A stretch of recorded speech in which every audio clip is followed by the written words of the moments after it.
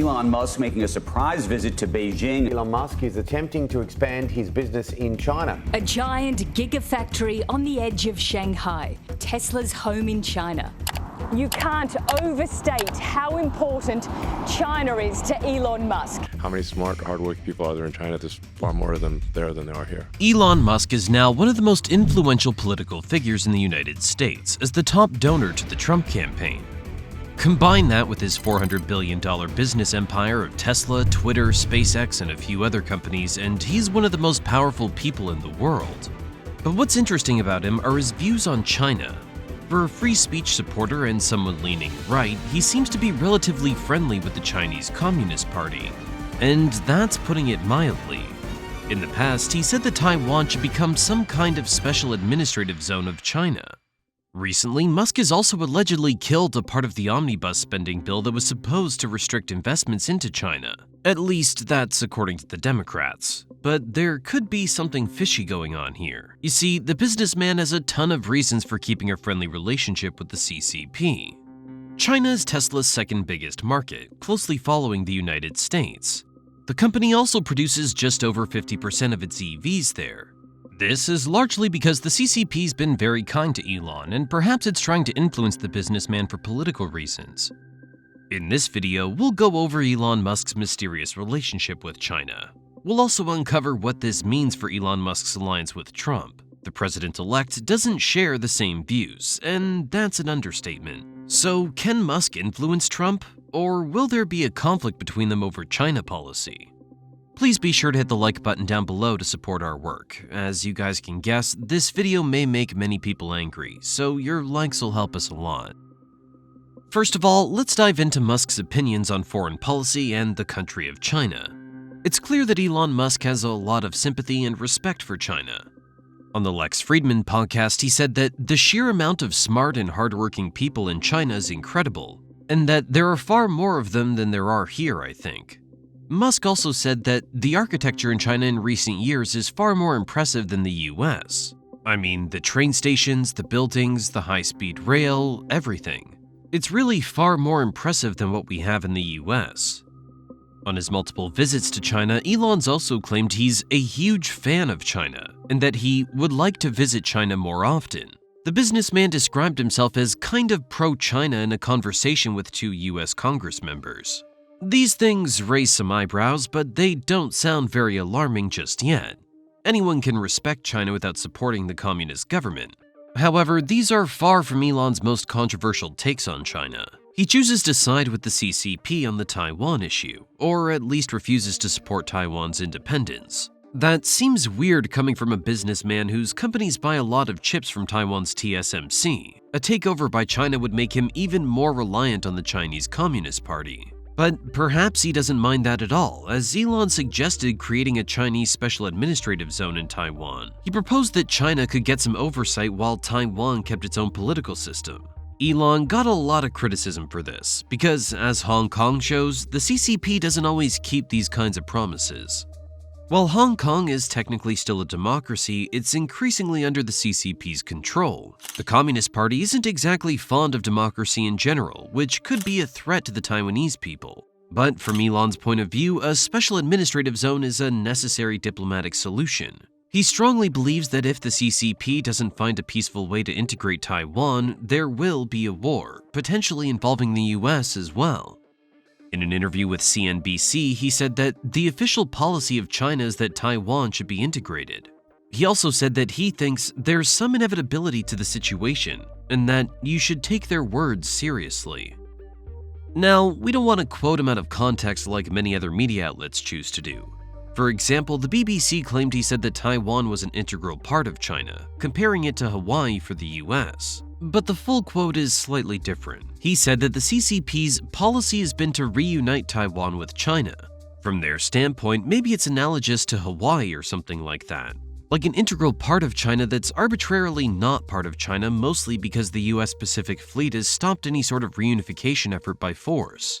He's mostly just observing what China's policy is, and he doesn't openly advocate for it. But the fact that he doesn't mention Taiwan's perspective is suspicious to say the least, and that's why he got criticism from Taiwan's foreign minister for these comments.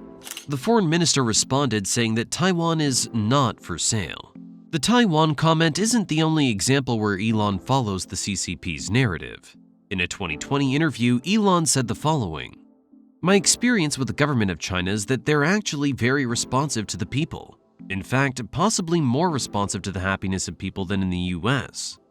This is a weird thing to say considering how China treats the Uyghurs, restricts free speech, and suppresses dissent. Saying something like this without any caveat is, once again, pretty suspicious. 2 years later, Elon made yet another comment that shows how he supports and refuses to criticize China. In 2022, he made a contribution in a magazine of the Cyberspace Administration of China.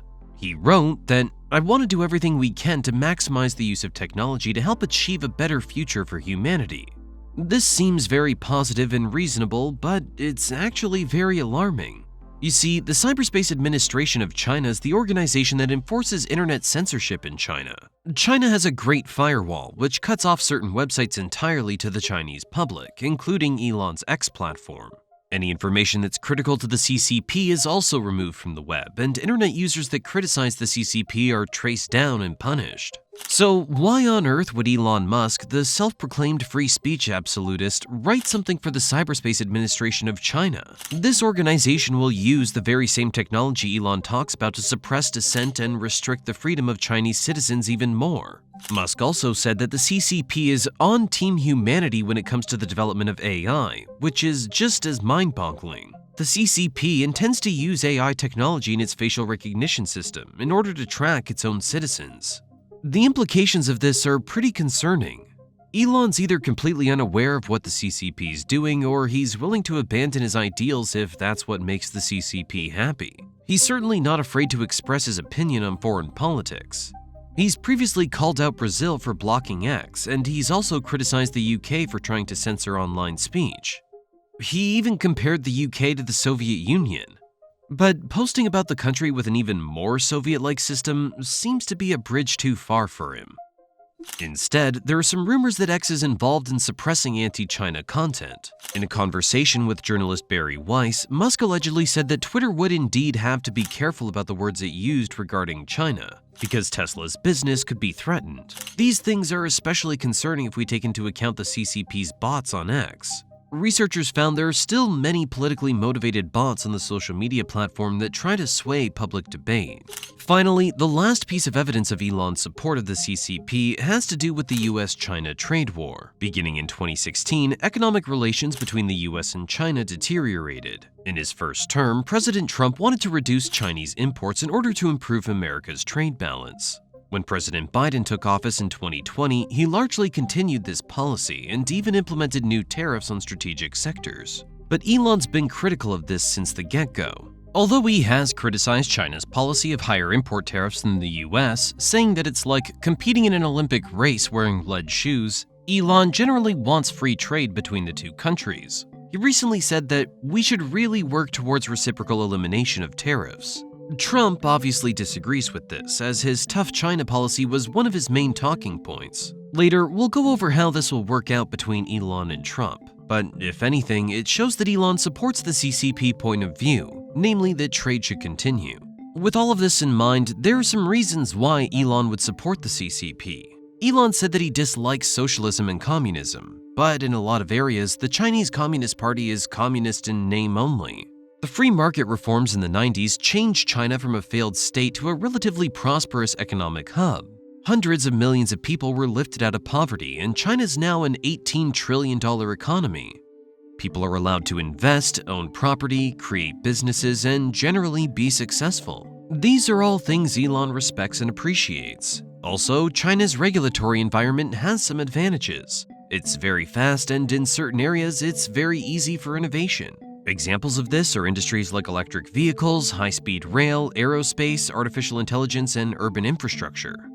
Meanwhile, Elon has clashed with regulatory agencies in the US who have held back his companies like SpaceX for months because of the slow bureaucratic process. But despite all of these things, China still has an authoritarian government, and in the final analysis, Chinese citizens are not free to voice their opinion, and they don't have a right to vote. Elon knows this, but he conveniently ignores it. This is probably because of the billions of dollars he makes in the country. He does this with his biggest company, namely the electric vehicle maker Tesla. The car company makes more than half of its vehicles there in its $2 billion Shanghai Gigafactory, which currently employs 20,000 people.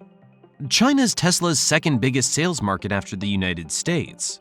To understand this, we have to go over the story of how Elon Musk's company got there, which is pretty interesting.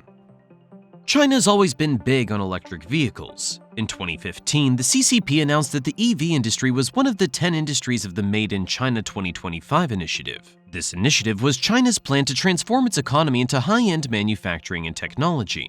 To support domestic EV production, the CCP gave tons of subsidies and tax incentives, and Chinese car manufacturers needed to meet quotas on electric and hybrid vehicle production. This was going pretty well, as China became the largest EV market in the world. But there were still some bottlenecks, as the quality of vehicles wasn't there yet and many companies still relied on government subsidies. And that's where Tesla comes into the story. As the businessman he is, Elon understood that China was the perfect place to make money. Because of the massive economic growth in the country, people started to buy cars, and millions of them. So, back in 2013, Tesla opened up its first showrooms in Beijing and Shanghai and set up a Chinese subsidiary. And in 2014, Elon visited China, meeting with Chinese Minister Wang Gang. He was the CCP official dedicated to the EV transition, and he was later nicknamed the father of China's electric car industry. Musk also met with local business people in the industry. That same year, Tesla started to sell its Model S cars in China. It wasn't a huge success at the beginning because people were concerned about car charging points and Tesla generally didn't have a lot of visibility. So in early 2015, Elon visited the country once again. This was more of a PR move than anything. He went on Chinese television to create an image for himself and to establish Tesla as a luxury brand. But he also once again met with Chinese officials to discuss what they could do to improve Tesla's position in the country. A big issue was the supercharger network in China, which Tesla expanded with China's approval. But the big developments came in 2018. Musk had his third high-profile visit to China, and Tesla signed a memorandum of understanding with the government of Shanghai. Finally, plans were being drawn for Tesla's biggest dream, namely a factory in China. The reason it chose Shanghai is because it's China's economic hub, with the nation's largest port, financial market, and population. The highest CCP official in the city, Li Qiang, also established a close working relation with the company. He would later become the premier of China, the second highest office in the country. Li gave Tesla permits for a piece of land in the Shanghai district, and the company made plans for a $2 billion, 4.5 million square foot gigafactory. Construction on the Shanghai plant started just 3 months after Tesla bought the land, and in less than 12 months, the factory was up and running. This would be unimaginable in most countries, and clearly Chinese officials wanted Tesla to come to the nation. It was the first foreign car company to own a manufacturing plant in China directly, without a local subcontractor or partner. The company also got a lot of financial support as it received $1.4 billion of low-interest loans from state-controlled banks. And from 2019 until 2023, China charged Tesla with a beneficial corporate tax rate of only 15% instead of 25%. Ever since its construction, the Shanghai plant was a wild success for Elon, earning him billions. The plant currently has a maximum production capacity of 950,000 cars per year, and it's the single best performing factory of the company in terms of output. More than half of Tesla's cars come from the Shanghai factory, and a lot of them are exported abroad. Elon also said that the quality of the cars from the Shanghai factory is better than from the American ones. So no wonder the businessman is satisfied with China and the Chinese government. China couldn't complain either. The Tesla Gigafactory helped a lot with the development of China's own EV industry. The Shanghai plant supports a whole load of subcontractors, as 95% of the parts it uses come from local suppliers. Tesla currently buys products from 400 Chinese companies. The Chinese lithium battery industry in particular has benefited tremendously, with companies like CATL receiving major orders from Tesla. But these Chinese companies also sell to domestic car makers, so this network that Tesla's built benefits the whole industry. The same goes for the expertise that Tesla brings to China, as it employs thousands of Chinese and gives them high-quality training. But the most important thing that Tesla brought to China might be this. This new competitor forced manufacturers like BYD to step up their game and improve their products, reducing the need for government subsidiaries. Although the CCP is communist in name, they seem to understand how the free market drives innovation. But this might hurt Elon in the long term, as we'll go over later. BYD and other Chinese car makers have gotten so good that Tesla's struggling to maintain its market share. But first, let's go over what happened in the meantime. Elon visited the plant numerous times, including at the start of construction in early 2019 and the production of the first Chinese Tesla later that year. In 2020, Elon visited China 2 times, and he visited once in 2021. He did this to inspect the factory and meet with Tesla's China team, but also to speak to CCP officials and Chinese businessmen. But by 2020, something else was going on, namely COVID. This was an interesting time for Elon and the CCP. As it turned out, the money Musk makes in China impacts his opinions, because his public statements at the time were clear-cut examples of hypocrisy. He said that the lockdowns and mask mandates in the US were fascist, but he refrained from criticizing China's much more radical zero-COVID policy. Instead, he participated in it. Now, China's zero-COVID policy seemed to work initially as the spread of the virus was contained because of immediate localized lockdowns. But the virus never disappeared, and the big outbreak started in 2022. The entire city of Shanghai was shut down in March, and the Tesla factory temporarily stopped production. It was a way tougher lockdown than in most Western countries. People weren't allowed to leave their homes, not even for groceries. The Tesla employees probably thought that it couldn't get any worse, but they were wrong. After this extreme lockdown, the Chinese Tesla workers were forced to work in a closed-loop system. From April until June 2022, thousands of Tesla's Chinese employees lived in a camp near the factory, without access to the outside world. It was a continuous cycle of factory work and social isolation. The Chinese authorities helped with setting up this camp, and it supplied masks and protective gear. Meanwhile, Tesla got preferential treatment from the CCP, as the Chinese government made sure that the company had access to critical supplies during supply chain weaknesses. Elon thanked Beijing for the support and protection, and he didn't say a word about China's draconian policy. The implications of this are huge. Some suggested that Elon's compromised politically as he takes his business interests in China over his own opinions. Now, in 2023, he seems to have made a mistake. Elon tweeted something about the lab leak theory of the origin of COVID. Or should we say the lab leak fact, because it's now widely known that it did indeed come from the lab in Wuhan. However, Elon wasn't supposed to say this, according to the Chinese government. The CCP-run newspaper Global Times warned him that he's breaking the pod of China. This saying means something like to bite the hand that feeds you. Basically, they're saying that Elon shouldn't say anything negative relating to China because China gives him business opportunities. Musk did discuss the lab leak later on the Joe Rogan podcast, but he mostly criticized the US government for funding the lab and suppressing public debate. However, he didn't blame China for hiding any evidence and its role in hosting the lab, and clearly he was forgiven for his mistake. In 2023, Musk visited China again, and he was welcomed by top CCP officials. A Chinese ministry released the following statement about the meeting. It said that Tesla is opposed to decoupling and cutting off supply chains and is ready to continuously expand business in China. It also claimed that Musk praised the vitality and potential of China's development, despite Washington's reckless technology decoupling maneuvers. So it's clear what side Tesla and Elon are on when it comes to the trade war. Later that year, Elon met with China's President Xi Jinping during his visit to San Francisco. The two shook hands, and Elon posted the picture on X saying, "May there be prosperity for all." He got a lot of backlash for this, because that's a weird thing to say when meeting with a dictator. The most recent visit of Elon to China was in April 2024. He met with Premier Li Qiang, who Musk has known personally for many years as the former CCP official in Shanghai. He also met with top CCP officials concerned with international trade. Musk wanted to gain approval for his full self-driving software that he wants to roll out in China.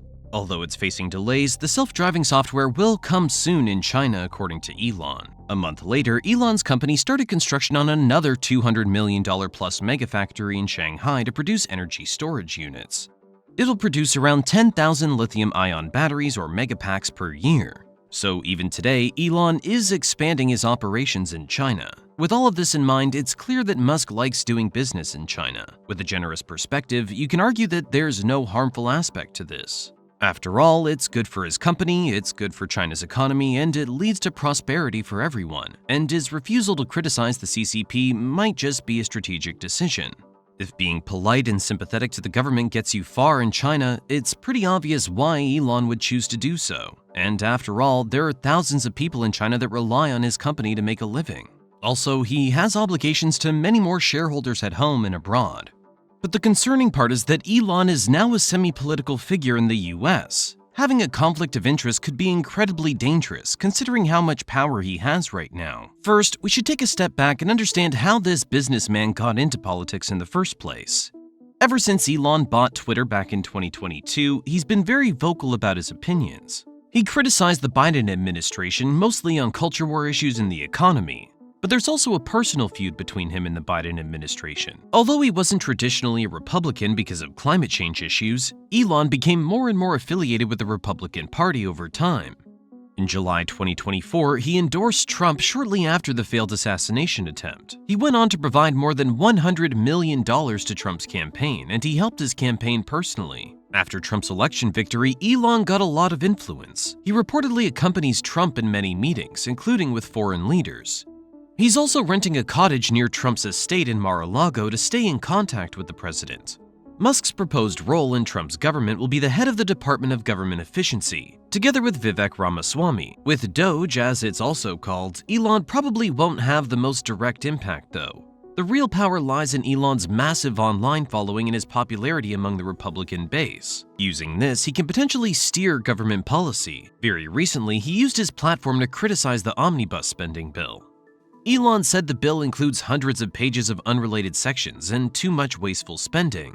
Trump and Vivek agreed with him, and the spending bill was significantly cut down after the Republicans blocked it. The Democrats don't like what Elon's doing, saying he's some kind of co-president or the fourth branch of government. Trump isn't that concerned, saying that he's not going to be president. But one thing's for sure, Musk is now one of the most powerful people in the world. There's one problem, though. Namely his opinions on China. This can be a conflict of interest, but it can also lead to a conflict with his political allies. Needless to say, Trump isn't really pro-China. He started the trade war with China, something Elon doesn't agree with. Musk has commented multiple times on how important it is to keep China and America connected. He said that almost no one realizes that the Chinese economy and the rest of the global economy are like conjoined twins. That's certainly the case for the Tesla CEO. If economic relations with Beijing are cut off, Elon could lose billions of dollars. So it doesn't really make sense why he would support Trump in his economic decoupling. Trump said he wants a 10 to 20% tariff on all imports and a 60% or higher tariff on Chinese imports.